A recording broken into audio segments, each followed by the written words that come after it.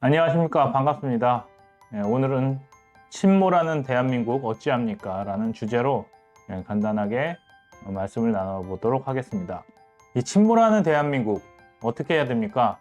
정답은 침몰해야 됩니다. 지금 우리나라를 구원해 줄 수 있는 메시아는 없습니까? 없습니다. 왜 이렇게 됐을까요? 혹자들은 정치인이 정신을 차리면, 아니면 지도자가 훌륭하면 이 나라가 어떻게 바뀌고 또 위기에서 벗어날 것이라고 생각하고 있습니다. 그런데 개인의 힘으로, 한 사람의 힘으로 세상을 바꿀 수 있는 그러한 시대는 이미 지났습니다. 더 이상 슈퍼맨이 지구를 구할 수 없습니다. 영웅이 나타나서 우리의 삶을 건져줄 수 없다는 이야기입니다. 세상의 역사를 보면 뛰어난 선각자와 선구자는 세상에 거부당하고 죽거나 배척당했습니다. 한 나라가 강성해지는 것은 나라의 부가 축적되고 그 부를 기반으로 사상이 정립되고 또 사상이 온 나라에 퍼져나가면서 국민들이 그 사상으로 하나가 되었을 때, 즉 네이션이 되었을 때 그 힘을 발휘하게 되었던 것입니다. 어떠한 한 사상가가 나라를 구하고 뛰어난 선구자가 나라를 융성하게 하는 시대는 지났다는 것입니다.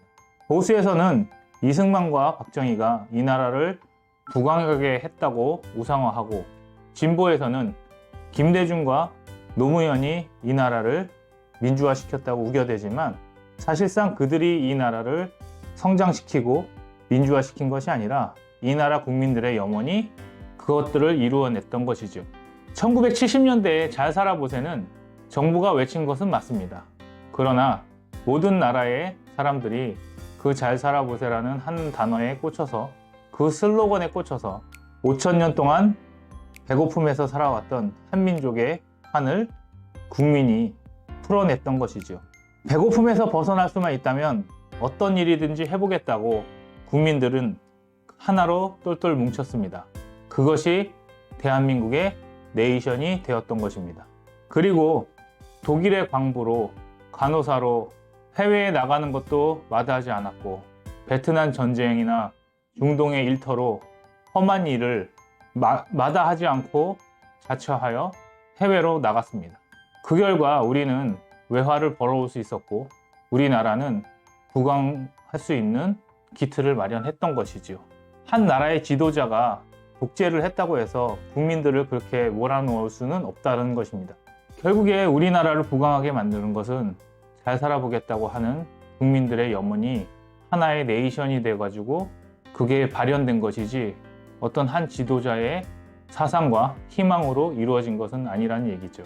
그러면 1980년대 들어서 이루어진 민주화 운동은 어떻습니까? 어떤 선구자가 민주화를 해야 된다고 해서 된 것입니까? 배고픔에서 벗어난 국민들이 배고픔에서 벗어나기 위해서 모든 것들을 희생했었는데 그 희생했던 것들을 다시 되찾아야겠다는 생각을 했던 것입니다. 잘 살아보세라는 네이션에 묻혀서 희생되었던 개인의 인권에 대해서 눈을 뜨기 시작했던 것이고요.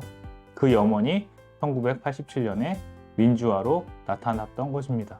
어떠한 한 선구자가, 어떠한 한 집단이 데모를 하고 정권을 뺏어서 얻어낸 것이 아니라 국민의 인권에 대한 염원이 결국에는 독재를 타도하고 민주화를 가져왔던 것이지요. 1997년에 IMF를 겪으면서 모든 사상이 변하기 시작했습니다. 어떻게 변화했습니까? 그동안은 공동체를 위해서 개인이 희생을 하고 공동체의 목표가 곧 개인의 목표였던 시대에서 이제 공동체가 살기 위해서, 기업이 살기 위해서 개인을 해고하고 그 책임은 개인이 홀로 지게 만들었습니다.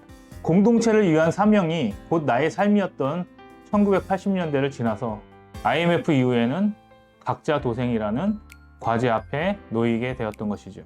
개인들은 불황이 올 때마다 기업들에게 해고라는 배신감을 가져왔습니다. 그래서 80년대의 인권의 개념을 뛰어넘은 나를 위한 시대가 도래하였던 것입니다. 나의 행복, 나의 가족, 공동체를 넘어서 나를 챙겨야겠다라는 생각들이 지배하기 시작했고, 사회 사상이 나의 행복과 욜로, 워라벨 이런 쪽으로 흐르기 시작했죠. 교육은 어땠습니까? 교육도 마찬가지지 않았습니까? 우리 아이들에게 사명과 일의 무게를 가르친 적이 없습니다. 오로지 일도 너의 행복, 나의 행복, 무엇을 하든지 간에 나의 행복을 충족시켜주지 못하는 그런 것들은 다 배척하게 만들었던 것이 우리의 교육이 아니었습니까? 그 결과 나라가 어떻게 되든지는 상관이 없습니다. 예전에 공동체를 사랑하고 나라를 사랑했던 마음들은 다 없어지고 지금은 오직 나입니다. 나라는 빚더미에 앉든지 말든지 나에게 10만 원이라도 퍼줄 수 있는 정치인을 뽑기 시작했고 여야를 떠나서 모두가 다 포퓰리즘에 빠지기 시작했습니다. 국민들이 포퓰리즘을 원하면 정치인들은 포퓰리즘을 가지고 표를 얻기 위해서 발버둥을 칩니다. 그런데 우리는 나의 행복을 위해서라면 공동체든 나라든 이웃이든 상관없이 오로지 나의 행복만을 추구하는 삶을 교육시켰고 그 결과 우리는 나라의 빚이 얼마가 되든지 간에 지원금 50만 원, 100만 원이 내 주머니에 들어오는 정치인을 뽑았던 것이죠. 나라가 망하길 원하지 않는다고요? 나라의 빚이 벌써 1000조가 넘었는데 나에게 지원금이 얼마라도 꽂힌다면 관심 없이 지내온 그동안의 코로나 시절을 잊으셨습니까? 나라를 사랑하라고 교육을 시켰습니까? 나라를 사랑하는 개인은 빌런으로 만들고 정치인만이 빌런으로부터 국민을 구하는 영웅으로 만들지 않았습니까? 국민은 자신들의 사상을 바꿀 생각이 없이 자신을 행복한 유토피아와 파라다이스로 데려다 놓을 영웅만을 기대하고 있습니다. 그런 영웅은 존재하지 않을 뿐만 아니라 유토피아와 파라다이스를 기대하는 국민들의 종착지는 결국 인플레이션 지옥을 만들어냈습니다. 물가는 상승하고 국민들의 소득은 그 물가 상승률을 쫓아가지 못하는 참 비참한 시대를 살고 있습니다. 그러면서 우리는 아직도 우리를 구원할 우리에게 유토피아를 안겨줄 영웅만을 기대하고 있지 않습니까? 그 영웅이 우리를 인플레이션 지옥에 더 몰아넣고 있습니다. 지금의 경제 상황은 지금까지 국민들이 걸어온 길입니다. 내가 원했던, 원하지 않았던 결국 보편적이 국민들이 선택해온 길이라는 것이죠. 나의 생각이 옳았다고 대다수가 선택한 길을 바보 같다고 비난만 하면서 이 통탄한 세상에서 나를 구원해 줄 자가 누구이냐고 한탄해봐야 이 지옥에서 당신을 꺼내줄 사람은 없습니다. 당신은 당신 주변에서 이러한 답답한 소리를 하시는 분들을 설득해 본 적이 있습니까? 그저 이런 사람들과 관계가 끊어지는 것이 두려워서 나의 사상을 제대로 이해하기 못하고 내가 생각하는 바를 옳게 표현하지 못하지 않았습니까? 그런데 누군가가 나를 대신해서 이 많은 사람들을 보편적인 생각을 바꿀 수 있다고 생각하십니까? 내 주변에는 다 이상한 생각을 하고 있는데 어떤 영웅이 나타나서 이렇게 엉뚱한 생각들을 하는 사람들을 한순간에 고칠 수 있다고 생각하십니까? 절대로 그렇게 할 수가 없습니다. 우리들은 지금의 내 주변부터 바꿔나가야 됩니다. 이 나라가 옳은 방향으로 가야 된다고 생각이 든다면 그 옳은 방향을 자신 있게 이야기하고 내 주변 사람들로 하여금 내 사상이 옳다라는 것을 검증시켜야 됩니다. 누군가가 나 대신에 이러한 설득을 해줄 거라고 생각하는 그 생각 자체가 우리를 지금까지 만들어 온 것이 아닌가 고민해 보셔야 될 시기입니다. 구한 말에 조선은 지금과 다를 바가 없었을 것입니다. 오히려 더 안 좋았을 수도 있습니다. 교육도 안 돼 있었고 문명 사회를 누리지도 못했습니다. 그리고 결국에는 망했고 일본의 치하에서 30년, 40년간을 살았지요. 그래서 멸망했습니까? 그래도 살아있지 않습니까? 개인에게는 아직 희망이 있습니다. 하지만 계속 이렇게 내가 관계가 끊길까봐 누군가로부터 소외당할까봐 계속 침묵하고 있는다면 그 사람이 가야 될 곳은 외로운 지옥입니다. 내 주변 사람들을 설득시키지 못하고 내 사상 하나 정리 못해서 이런 것들이 옳은 것이다, 이렇게 가야 된다라고 외치지 못한다면 나라가 망한다고 해서, 아니면 나라가 망하지 않는다고 해서 무슨 의미가 있겠습니까? 오늘의 불안은 30년간 침묵하고 있었던 우리의 입술입니다. 그 입술에서 나온 결과일 뿐입니다. 머리의 생각에 따라서 몸이 움직이듯이 사상에 따라서, 네이션에 따라서 나라가 어떤 나라가 되는 결과를 가져올 뿐입니다. 나는 열심히 살 준비가 되어 있습니까? 나는 게으르지 않을 준비가 되어 있습니까? 주변에서 관계가 끊어질까봐 이런 게으름에 노출되어 있지는 않습니까? 오늘부터 나의 생각을 정리해 보시고 내 주변을 설득시켜 보십시오. 그것이 우리나라를 살리는 첫걸음입니다.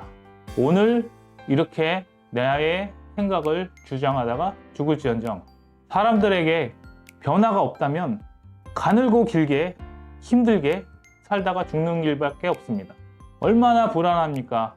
5년 후에 누가 어떤 정치인이 나와서 또 나와 다른 세상을 만들고 또 5년 뒤에 어떤 정치인이 나와서 내가 생각하는 나라보다 훨씬 못난 나라를 만들지 매일 두려움에 떨고 있지 않습니까? 누가 구원해 주겠습니까? 나와 같은 생각을 하는 사람들을 주변에 많이 모으시고 나와 같은 생각을 하지 않는 사람들에게 나의 사상을 전달하고 전도해야 될 시기입니다. 한 번에 바꾸는 건 쉽겠지만 그런 길은 없습니다. 끊임없이 계몽하고 설득하는 길은 지루하고 힘들고 고된 길입니다. 내가 지금 그 길을 가지 않는다면 나의 자녀와 나의 사랑하는 사람들은 내가 편함으로 인해서 힘든 길을 갈 것입니다. 어제까지 내가 편했다면 나의 부모님과 나의 사랑하는 사람의 희생에 의해서 내가 편하게 살았던 것입니다. 그들이 1970년대에 배고픔을 이겨냈고 1980년대에 인권을 만들어냈고 2000년대에 개인의 행복을 만들어냈습니다. 그런데 2020년, 2023년이 된 오늘날에 우리는 우리 후손을 위해서, 우리의 이웃을 위해서, 나의 사랑하는 사람을 위해서 무엇을 하고 있습니까? 그저 어떠한 메시아가 나타나서, 영웅이 나타나서 이 나라를 구원해 주기를 속으로 기도만 하고 있지 않습니까? 우리가 소리내지 않는다면 내가 생각하고 있는 생각들은 잠깐 떠올랐다가 사라질 뿐입니다. 국민이 나라를 사랑하지 않는다면, 국민이 이웃을 사랑하지 않는다면 그 사랑 없는 국가는 소멸하는 것이 맞습니다. 이 나라를 아무도 사랑하지 않는다면 그런 나라는 존재해야 될 이유가 없습니다. 나라는 사랑을 받아야 됩니다. 사랑받는 나라가 세상에 존재할 뿐입니다. 애국가 4절이 생각나는 오늘입니다. 4절을 한번 읽어보고 마치도록 하겠습니다. 이 기상과 이 마음으로 충성을 다하여 괴로우나 즐거우나 나라 사랑하세. 시청해 주셔서 감사합니다.